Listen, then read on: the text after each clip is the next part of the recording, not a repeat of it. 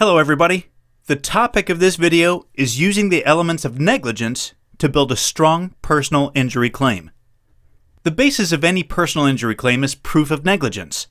Before you begin negotiating your claim, you must understand how to prove all the elements that combine to form negligence. Although it exists in many forms, the definition remains constant.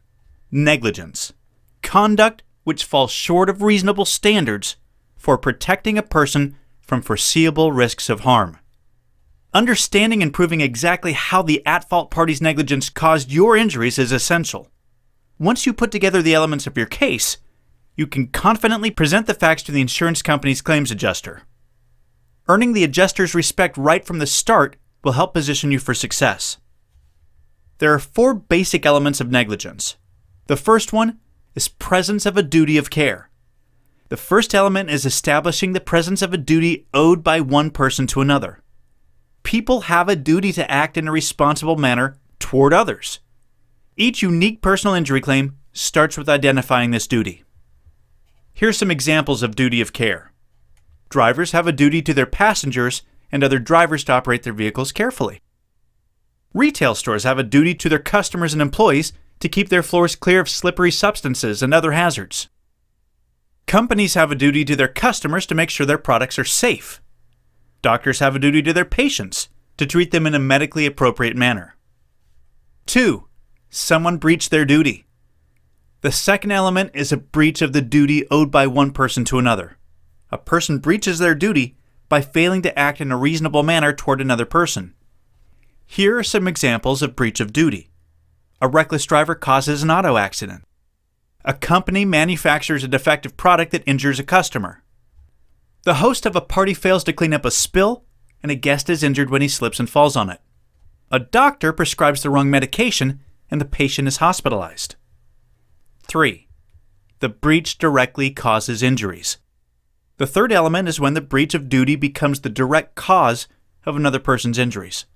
The type and severity of injuries must be related to a failure to act in a reasonable way.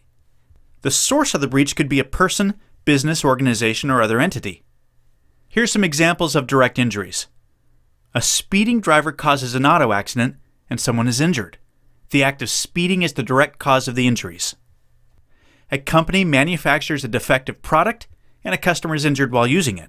The product directly caused the injury.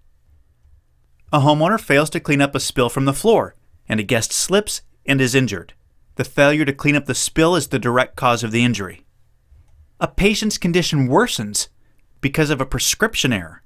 The treating doctor's action in prescribing the wrong medication is the direct cause. 4. Proving monetary losses. The fourth element is closely tied to each of the first 3. When a duty exists and a breach of that duty directly causes an injury, the injured person is responsible for proving the nature and extent of his injuries. Documented evidence of the injuries and related expenses is critical for recovering any settlement or court judgment against the responsible party. Without documentation, the person claiming injuries will have a very difficult, if not impossible, time negotiating their claim. The first 3 elements of negligence do not confirm the nature and extent of injuries, nor the financial costs related to those injuries. They must be separately proven. Here's some examples of proof of losses. Hospital treatment records and corresponding medical bills. Doctor's diagnosis and prognosis of the injury. Physical therapy and chiropractic records and bills. Receipts for out-of-pocket costs related to the injury, such as medications and crutches and bandages and hospital parking fees, etc. Once you understand the elements of negligence, you can begin matching them to the facts of your case. Your goal is to convince the claims adjuster to approve your settlement demand. To do that, you must prove their insured was negligent. Proving your case should not be complicated. You simply must gather all the information that supports your claim, then use it to show how the facts of the accident come together to form negligence. Here's a case example showing the 4 elements of negligence. On a clear evening, John is driving home from work at the posted speed limit. The highway has 4 lanes, 2 running north and 2 running south. He's on the inside lane driving north. He comes to an intersection with a green traffic light. The light is red for traffic approaching in the opposite lane heading south. A driver in the southbound lane suddenly decides to make a left turn. Unable to stop, John slams into the southbound driver's side door, seriously injuring both drivers and totaling their cars. John is taken by ambulance to the hospital, where he's diagnosed with several broken ribs, a herniated disc, and a broken left femur. The 4 elements of negligence in this scenario are: 1. The at-fault driver had a clear duty to drive in a responsible and safe manner. 2. He breached that duty when he illegally ran a red light and crossed in front of John. 3. His breach of duty to drive safely was the direct cause of John's injuries. 4. His negligence resulted in John's medically documented injuries and related monetary losses, such as medical bills, lost wages, etc.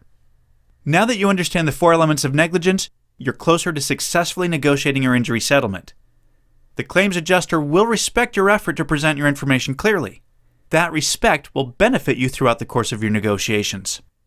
Okay, that concludes this video of using the elements of negligence to build a strong personal injury claim. To learn more and get a free case review, visit injuryclaimcoach.com. Thanks for watching, and best of luck with your case.